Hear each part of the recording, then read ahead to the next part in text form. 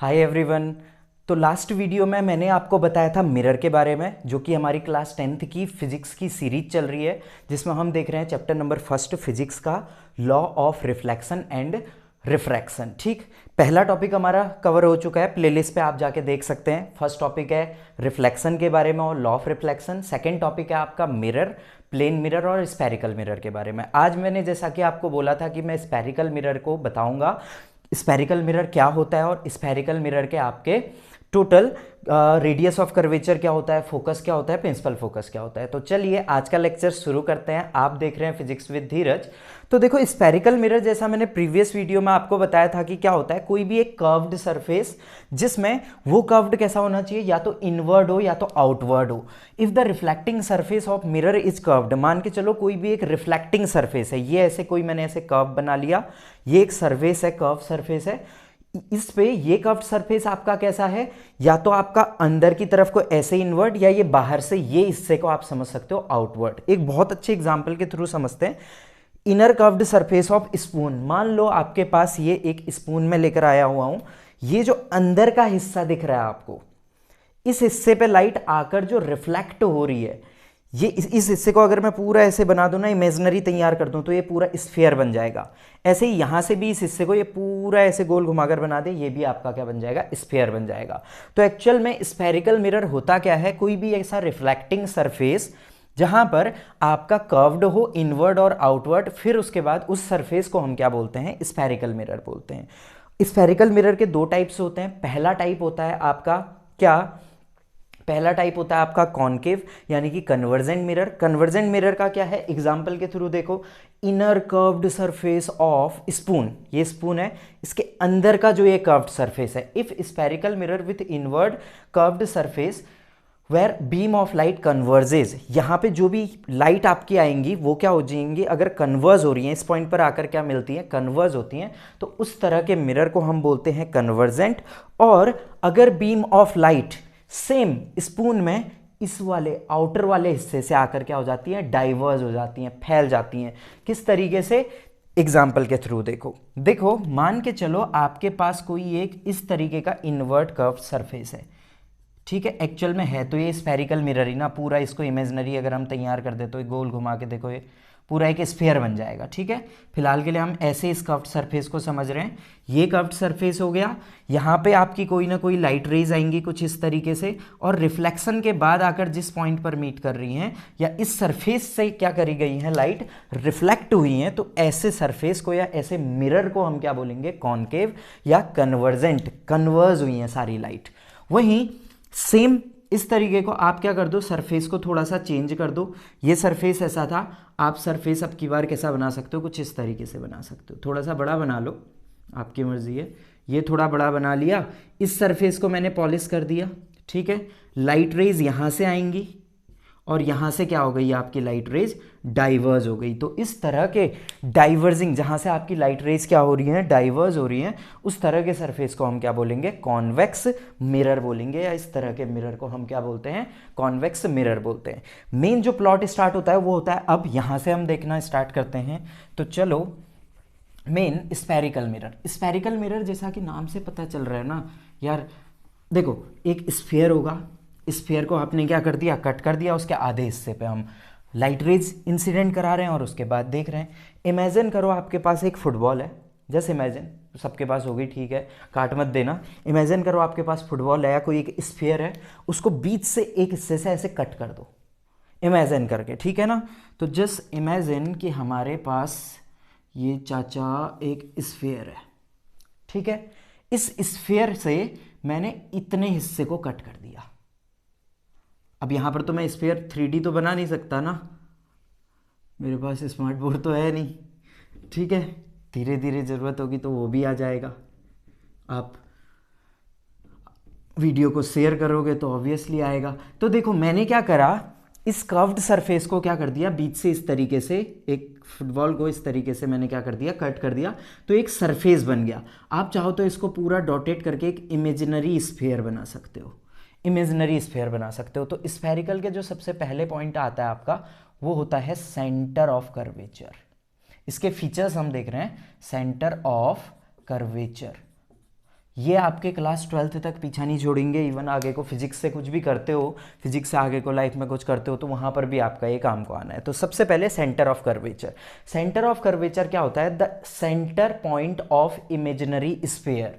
The centre point of imaginary sphere हमारा क्या होता है? सेंटर ऑफ कर्वेचर होता है।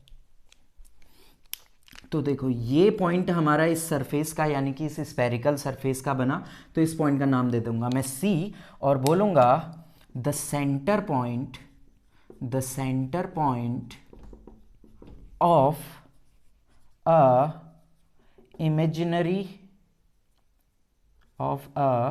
Imaginary sphere is called centre of curvature. Centre of curvature किसी भी इमेजिनरी स्फीयर का, अब आप इस पूरे को हटा दोगे तो ये पॉइंट हमारा बन जाएगा, जो कि आपको किसमें? मिरर में देखने को मिलेगा, ठीक है ना। तो the centre point of imaginary sphere is called centre of curvature. उसे हम क्या बोलते हैं? सेंटर ऑफ कर्वेचर बोलते हैं, ठीक है भाई। इसके बाद हमारा दूसरा पॉइंट क्या आता है? पोल आता है। पोल क्या होता है? जो भी आपके रिफ्लेक्टिंग सरफेस है, इसको मैं मिटा देता हूं, ठीक है। जो भी आपका रिफ्लेक्टिंग सरफेस है, लाइट रेज कहां पे पड़ रही है? इस सरफेस पे ना मेरे भाई मेरी बहन, थोड़ा इसको ऐसे कर दो हल्का सा, और इसको पूरा साइड से पॉलिश कर दो। ये बढ़िया करके मैंने इसमें पॉलिश मार दी, बढ़िया। तो ये जो सरफेस पे आपकी लाइट रेज पड़ रही हैं, इस रिफ्लेक्टिंग सरफेस का जो मिड पॉइंट होगा, ये है इसका मिड पॉइंट। इस मिड पॉइंट को बोलते हैं pole. The mid point of reflecting surface is called pole. वो नहीं जो आप देखते हो, ठीक है ना। दूसरा, सेंटर ऑफ कर्वेचर को C से दिखाएंगे, पोल को P से दिखाएंगे। यहां तक बात क्लियर है। अब आते हैं हम रेडियस ऑफ कर्वेचर पे। अब आएंगे किस पे? रेडियस ऑफ कर्वेचर पे। देखो भाई, रेडियस ऑफ कर्वेचर क्या होता है? ये एक इमेजिनरी स्फीयर है ना, जस्ट इमेजिन ये हमारा एक इमेजिनरी स्फीयर है। छी छी छी छी छी। ओहो, बनेगा कैसे नहीं बनेगा? थोड़ा तो सही बनेगा। देखो ये आपका एक इमेजिनरी स्फीयर है। अब इमेजिनरी स्फीयर की हमारी जो ये रेडियस होगी वो क्या हो रही है? ये मान लो हमारा ये सेंटर ऑफ कर्वेचर था C, ठीक है। ये सेंटर ऑफ कर्वेचर था C। अब इस स्फीयर के लिए रेडियस क्या होगी? ये डिस्टेंस, ये डिस्टेंस, ये डिस्टेंस, ये डिस्टेंस, ये डिस्टेंस। हम केवल इतने ही पॉइंट को लेकर चल रहे हैं। तो रेडियस ऑफ कर्वेचर हमारा क्या हो गया यहाँ पर? रेडियस ऑफ कर्वेचर हो गया इमेजिनरी रेडियस ऑफ या रेडियस ऑफ इमेजिनरी स्फीयर हम बोल देंगे। इसको फेंक देते हैं। Radius of imaginary sphere. Radius of imaginary sphere is called radius of curvature, जिसको आप किससे दिखाते हो? कैपिटल R से दिखाते हो। तो यहां से यहां तक की जो हमारी डिस्टेंस है वो कितनी हो गई? कैपिटल R हो गई, ठीक है ना। ये डिस्टेंस हमारी कैपिटल R हो गई। इसके बाद जो हमारा नेक्स्ट पॉइंट आता है वो आता है आपका, नेक्स्ट पॉइंट आता है हमारा प्रिंसिपल एक्सिस।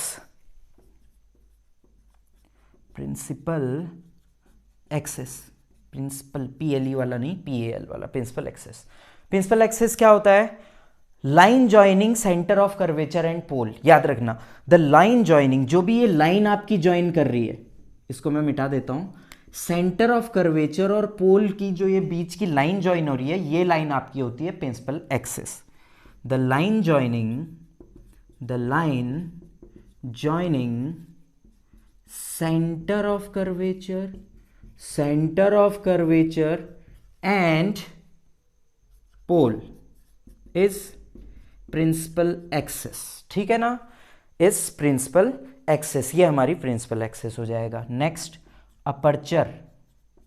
इस पे बहुतों को कंफ्यूजन रहता है ना। अपर्चर क्या होता है? आज इस कंफ्यूजन को दूर किया जाएगा। अपर्चर आपका क्या होता है? देखो अब देखना, सारे पॉइंट समझ में आ रहे हैं, एक पॉइंट करके मैं लास्ट में एक साथ और कवर करूंगा। तो देखो ये आपका रिफ्लेक्टिंग सरफेस है, फिर से मिटाना पड़ेगा। ये आपका रिफ्लेक्टिंग सरफेस है। अब इस रिफ्लेक्टिंग सरफेस का डायामीटर कितना होगा? ये पूरी डिस्टेंस, ठीक है, मैं यहां पर मिटाना पड़ेगा इसलिए जोड़ नहीं रहा हूं, इसको पूरा ऐड कर दो। ये पूरा इसका डायामीटर हो गया, ठीक है ना। बात किसकी हो रही है यहां पर? बात हो रही है हमारी अपर्चर की। बात किसकी हो रही है? अपर्चर की हो रही है, ठीक है, अपर्चर। तो जो ये डायामीटर है रिफ्लेक्टिंग सरफेस का, इस डायामीटर को बोलते हैं अपर्चर। मेरे भाई इसको मिला दो यार, ये पूरी डिस्टेंस, ये जो पूरा डायामीटर है ना, इस डायामीटर को क्या बोलते हैं? अपर्चर बोलते हैं। अब आ गई बात समझ में? नहीं आई? आपके और उनके दिल के बीच की जो दूरी है वो होती है अपर्चर। आ गई? अब आ गई सर। तो देखो यहाँ से यहाँ तक मैं 2 पॉइंट नाम दे देता हूँ। ये पॉइंट है हमारा M1, ये पॉइंट है हमारा M2। M1 और M2 के बीच की जो ये डिस्टेंस है या जो ये डायामीटर है, इस डायामीटर को हम क्या बोलेंगे? अपर्चर बोलेंगे। तो डेफिनेशन लिख दो, the diameter of reflecting surface, the diameter of reflecting surface of reflecting surface is aperture, aperture, ठीक है। Reflecting surface is called aperture. बाकी आप चाहो तो थोड़ा और डीप में लैंग्वेज को बड़ा चढ़ा के एग्जाम में लिख सकते हो, जैसा कि स्कूल के टीचर्स बोलते हैं कि उसको लिखना चाहिए, जितना ज़्यादा लिख सकते हो तो ऑब्वियसली आप एग्जाम में लिख सकते हो। समझने के लिए बेस्ट तरीका, बेस्ट वे यही है, ठीक है। चलो अपर्चर हमारा हो गया। अब क्या बचा? Principal focus. और अभी देखो कितना सही बन गया, दिख रहा है? आए हाय हाय हाय हाय, एकदम चुम्बेश्वरी बन रहा है, ठीक है। देखो अब आता है हमारा प्रिंसिपल फोकस, फिर उसके बाद focal length. Principal focus, principal focus, principal focus के लिए ये सब मिटाना पड़ेगा मेरे भाई, समझाने के लिए अच्छे से मिटा दें। यहाँ तक बात समझ में आई? इसको मैं लास्ट में एक बार फिर से रिपीट करूँगा। प्रिंसिपल फोकस के लिए मिटाता हूँ, नोट कर लो। 1 2 3 4 जो ये 6, 1 2 3 4 6 जो ये 6, देखा है तुमने? आजकल तो सब मीम्स वाले हैं। देखो बात आती है किसकी? प्रिंसिपल फोकस की।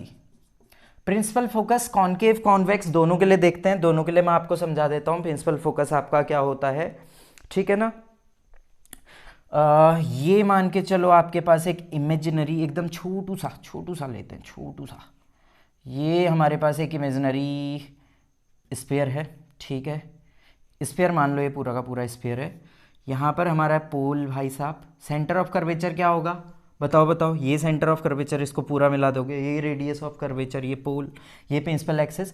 अब जब कभी भी प्रिंसिपल एक्सिस के पैरेलल, जब कभी भी प्रिंसिपल एक्सिस के पैरेलल, प्रिंसिपल एक्सिस क्या है? सेंटर और पोल के बीच की डिस्टेंस, समझ में आ रही है? सेंटर और पोल के बीच की डिस्टेंस ही तो होती है ना प्रिंसिपल एक्सिस। अब सेंटर और पोल के बीच की डिस्टेंस प्रिंसिपल एक्सिस, ये प्रिंसिपल एक्सिस के अलोंग, प्रिंसिपल एक्सिस के पैरेलल जब कभी भी कोई भी आपकी रेज आती हैं और टकराने के बाद, आए हाय नैनो से नैना मिलने के बाद, टकराने, कहाँ टकराते हैं हमारे नैन, टकराने के बाद फोकस पे आके मिलती है। टकराने के बाद किसी एक पॉइंट पे आकर मिलती है, जिसको हम फोकस बोलते हैं। फिलहाल मैं आपको पॉइंट बोल रहा हूँ क्योंकि इसके बाद आप प्रिंसिपल फोकस ही समझने वाले हो। तो जिस पॉइंट पर आकर मिलती है उस पॉइंट को बोलते हैं फोकस। क्या बोला मैंने? फिर से समझना, किसी भी रिफ्लेक्टिंग सरफेस में प्रिंसिपल एक्सिस के पैरेलल जब कभी भी कोई रेज आती हैं, किसमें? कॉनकेव मिरर में, टकराने के बाद, रिफ्लेक्टिंग सरफेस से टकराने के बाद जिस पॉइंट पर आकर मिलती हैं सारी की सारी रेज, उस रेज को, उस पॉइंट को हम बोलते हैं प्रिंसिपल फोकस। सेम ऐसे ही किसके लिए? नेक्स्ट हो जाएगा आपका कॉनकेव के लिए। कॉनकेव के लिए हो चुका है हमारा कॉनकेव, केव की तरह ऐसे समझ सकते हो, गुफा। ये हो जाएगा हमारा कॉन्वेक्स, ठीक है। अब कॉन्वेक्स में देखो ये तो हमारा क्या है, पॉलिश सरफेस है, तो रेज आएंगी यहाँ पे, रेज आएंगी यहाँ पे, और ये तो डाइवर्जिंग रेज है भाई। अब क्या होगा, यहाँ फंस गए सर, अरे नहीं फंसे, तो रेज यहां से डाइवर्ज हो गई। अब यही रेज को आप क्या करोगे, आगे को बढ़ाओगे, इमेजिनरी बनाते हैं यहां पर। तो जिस पॉइंट पर आकर मिलेंगी, इस पॉइंट को बोलेंगे हम प्रिंसिपल फोकस। इस पॉइंट को क्या बोलेंगे, principal focus. At which light rays, at which light rays coming parallel to principal axis, coming parallel to principal axis after reflection, after reflection, after reflection, after reflection, क्या कर रही है, meet कर रही है ना, actually meet, actually meet, reflection के बाद जहाँ पे मीट करती हैं उस पॉइंट को हम क्या बोलते हैं, प्रिंसिपल फोकस बोलते हैं। अच्छा, एक चीज़ और, पोल और फोकस के बीच की डिस्टेंस को फोकल लेंथ बोलते हैं। लास्ट हमारा focal length, focal length. Focal length क्या होता है, द डिस्टेंस बिटवीन, ये बहुत पूछा जाता है, देखो इसको कैपिटल एफ से दिखाएंगे, और the distance between, the distance between principal focus, principal focus and pole is called focal length. उसे हम क्या बोलते हैं, फोकल लेंथ बोलते हैं। याद रखना, प्रिंसिपल फोकस को कैपिटल एफ से दिखाया जाएगा और इसको स्मॉल एफ से। ऐसा एफ मत बनाना, ये आपको देखने को भी नहीं मिलेगा ज़्यादातर। इस तरीके से एक स्मॉल एफ बना सकते हो, ये कैपिटल लेटर्स में आप बना सकते हो। तो क्या क्या हमने सीखने को मिला, सबसे पहले centre of curvature. Imaginary sphere का जो सेंटर है वो होता है हमारा centre of curvature. Imaginary sphere का जो सेंटर है वो होता है हमारा क्या, centre of curvature. Centre of curvature और पोल के बीच की जो लाइन ज्वाइन करते हैं उसे बोलते हैं प्रिंसिपल एक्सिस। दूसरा, imaginary spherical mirror, imaginary spherical mirror का जो रेडियस होता है वो रेडियस होता है रेडियस ऑफ कर्वेचर। सेम ऐसे ही लेंस के लिए भी होगा, फिलहाल अभी हम इसके लिए देख रहे हैं रेडियस ऑफ कर्वेचर। दूसरा, the diameter between reflecting surfaces of mirror, the diameter between reflecting surfaces of mirror is called aperture. उसे क्या बोलते हैं, अपर्चर बोलते हैं। और प्रिंसिपल फोकस मैंने बताया हुआ है, जहां पर आपकी किसके पैरेलल, प्रिंसिपल एक्सिस के पैरेलल रेज आएंगे और जिस पॉइंट पर आकर मिलेंगी उस पॉइंट को बोलेंगे फोकस, प्रिंसिपल फोकस। और प्रिंसिपल फोकस और पोल के बीच की डिस्टेंस हो जाएगी पोल।